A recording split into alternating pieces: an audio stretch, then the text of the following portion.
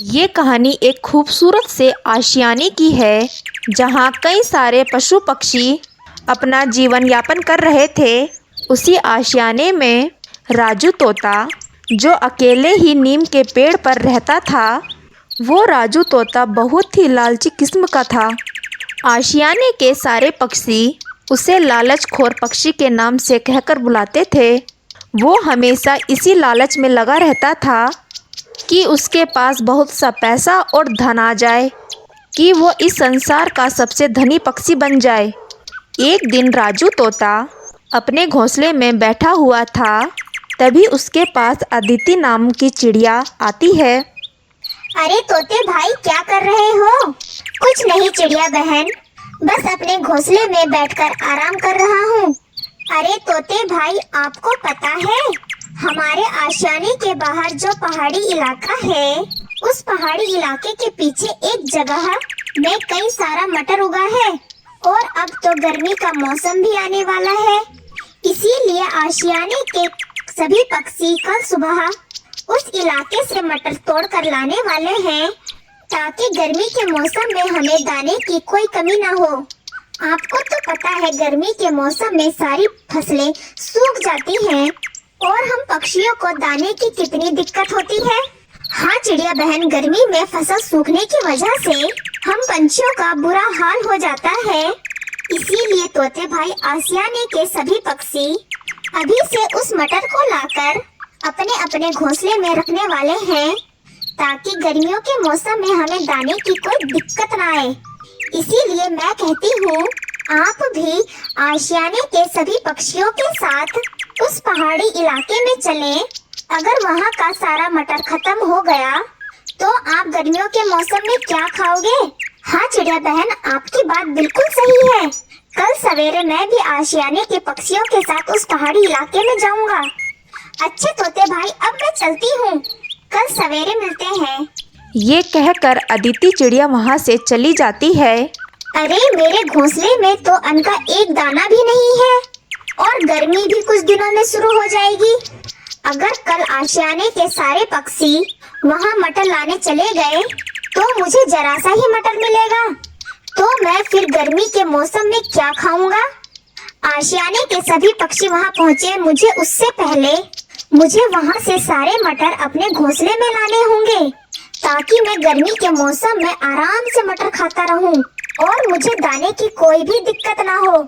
चलो मैं अभी से मटर लाना शुरू कर देता हूँ, ताकि शाम तक मैं वहाँ से पूरे मटर ला सकूं।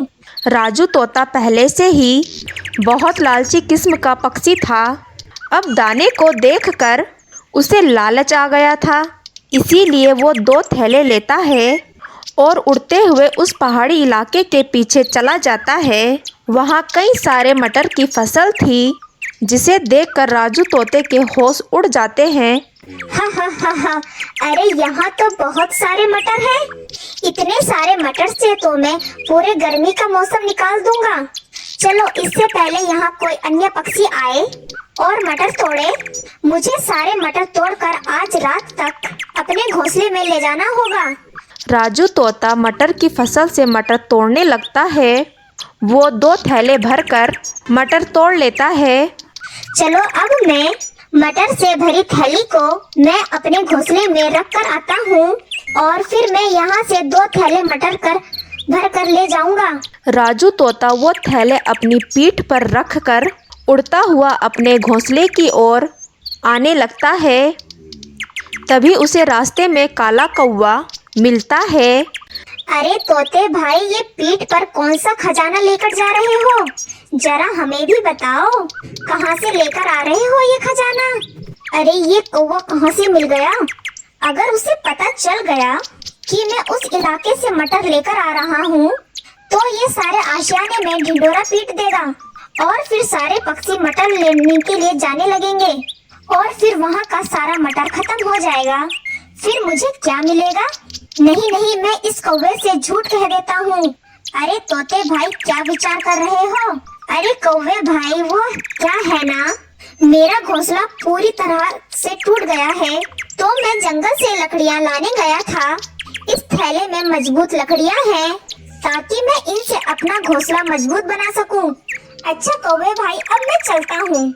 ये कहकर राजू तोता वहाँ से चला जाता है और वो अपने घोंसले में सारा मटर रख कर वो वापस उस पहाड़ी इलाके में दोबारा चला जाता है। वो पूरे दिन वहाँ से मटर लाता रहा और अपने घोंसले में रखता रहा। सारा दिन मटर लाते लाते उस मटर की फसल से सारा मटर खत्म हो जाता है। शाम के समय चलो, मैंने यहाँ का सारा मटर तो तोड़ दिया। अब आखिर ये 2 थैले बचे हैं। अब मैं इन्हें भी ले जाकर अपने घोंसले में रख देता हूँ। फिर कल जब यहाँ आशियाने के सारे पक्षी आएंगे तो उन्हें यहाँ पर एक भी मटर नहीं मिलेगा। और फिर गर्मी के मौसम में आशियाने के सारे पक्षी दाने के लिए दर दर भटकेंगे। तब मैं ये मटर उन पक्षियों को दुगने दाम में दूंगा। हा हा हा, ऐसे मेरे कमाई भी होगी और मेरे पास पैसा भी आएगा और खाने के लिए मेरे पास मटर भी होगा। इसे कहते हैं एक तीर से 2 निशाने। राजू तोता वो मटर ले जाकर अपने घोंसले में रख देता है और सो जाता है। रात भर में उन मटर में चींटियां लग जाती हैं जो सारा मटर खराब कर देती हैं। राजू तोता तो मग्न होकर अपने घोंसले में सो रहा होता है। इधर सारी चींटियां उसके मटर का तहस नहस कर रही थी। सभी चींटियां पूरी रात में पूरा मटर खराब कर देती हैं। अगले दिन सवेरे जब आशियाने के पक्षी मटर लाने के लिए पहाड़ी इलाके में जाते हैं तब उन्हें वहाँ एक भी मटर नहीं मिलता। ये सब देखकर सभी पक्षी आश्चर्यचकित हो जाते हैं। अरे, यहाँ की सारी मटर कहाँ गई? कल तक तो यहाँ बहुत सारी मटर थी, फिर एक ही रात में अचानक कहाँ चली गई सारी मटर? अरे कोयल बहन, यहाँ की सारी मटर खराब थे। यहाँ जो मटर थी जंगली और खराब मटर थी जो केवल चींटियां ही खाती हैं। हमें जो मटर चाहिए वो यहाँ से आगे है। हाँ कोयल बहन, यहाँ की सारी मटर खराब थी। हमें जो मटर चाहिए वो आगे है। अब चलिए हम सभी वहाँ से मटर लेकर आते हैं। आशियाने के सभी पक्षी मिलकर आगे के इलाके में जाते हैं जहाँ ताजे ताजे मटर की फसल थी जिसमें कई सारे मटर लगे हुए थे। आशियाने के सभी पक्षी उन मटरों को तोड़ते हैं और वहाँ से सारा मटर साफ करके आशियाने में लौट आते हैं। इधर राजू तोता अपने घोंसले में बैठा हुआ था। चलो अब चलते हैं, आशियाने के सभी पक्षी की उदास शक्ल देखकर आता हूँ।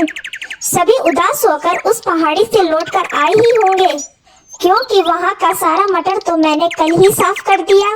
राजू तोता उड़ता हुआ आशियाने के पक्षियों के पास जाता है। आशियाने के सभी पक्षी एक स्थान पर बैठकर बातें कर रहे होते हैं। हाँ हाँ हाँ, अरे पक्षियों, बहुत दुख हुआ। तुम इतनी दूर मटर लाने के लिए गए और तुम्हें मटर भी नहीं मिली। पर तुम चिंता ना करो, मेरे पास बहुत मटर है। मैं अच्छी कीमत में तुम्हें उन दानों को बेचूंगा ताकि तुम्हें भी गर्मी के मौसम में दाने की कोई कमी ना हो। आशियाने के सभी पक्षी राजू तोते की यह बात सुनकर जोर जोर से हंसने लगते हैं। ये देखकर राजू तोता दंग रह जाता है। अरे क्या हुआ, तुम सब इतना हंस क्यों रहे हो?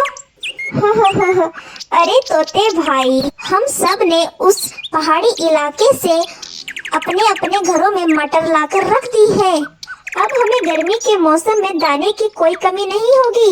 अरे ये कैसे हो सकता है? तुम वहाँ से मटर कैसे ला सकते हो? क्योंकि मैं कल वहाँ से सारे मटर अपने घोंसले में लेकर आ गया हूँ और वहाँ पर जरा सा भी मटर नहीं बचा था। फिर एक ही रात में उस फसल में मटर कैसे उग गया? अरे तोते भाई, आप जहाँ से मटर लेकर आए हो वहाँ का तो सारा मटर ही खराब था और जो अच्छा वाला मटर था वो उस इलाके से आगे था। तभी हम कहें उस इलाके का सारा खराब मटर आखिर गया कहाँ? तो वो तुमने ही साफ किया था। इसका मतलब मैं जो मटर लाया हूँ वो सब खराब मटर है। मैं अभी जाकर अच्छे वाले मटर लेकर आता हूँ। अरे तोते भाई, वहाँ का सारा मटर आशियाने के सभी पक्षियों ने साफ कर दिया है। अब आपको वहाँ एक भी दाना नहीं मिलेगा। अरे अब मैं गर्मियों के मौसम में क्या खाऊंगा? वही खराब वाला मटर। इसीलिए कहते हैं तोते भाई कि लालच बुरी बला है। आपने लालच में आकर सारा खराब मटर अपने घोंसले में लेकर आ गए और अच्छा मटर अपने हाथों से गवा दिया। आशियाने के सभी पक्षी राजू तोते का बहुत मजाक उड़ाते हैं। राजू तोता अपने घोंसले में आकर मटर देखता है तो सारा मटर चींटियों ने खराब कर दिया था। ये देखकर तोता बहुत रोने लगता है। इसीलिए कहते हैं लालच बुरी बला है।